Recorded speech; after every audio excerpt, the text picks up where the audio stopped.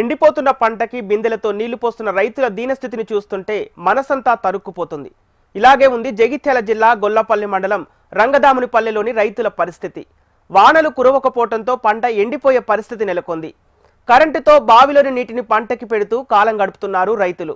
అయితే గత కొన్ని రోజులుగా విద్యుత్ ట్రాన్స్ఫార్మర్ కూడా కాలిపోవడంతో రైతులు ఇబ్బందులు ఎదుర్కొంటున్నారు.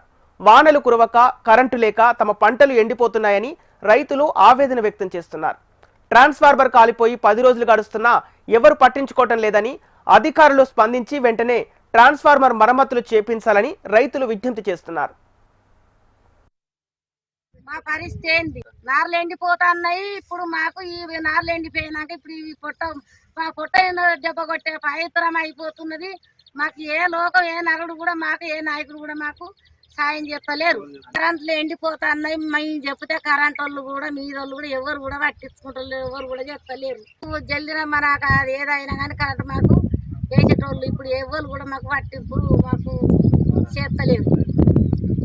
మేము రోజు 5 మనసులో 4 నీళ్ళు పోసుకుంటాం. మేము నారు తగ్గించుకుంటున్నాం. దయచేసి మాకు ఎమ్మెల్యే సార్ మాకు దయచేసి మాకు జల్దిన మాకు కరెంటు ట్రాన్స్ఫర్ ఇవ్వగలరు.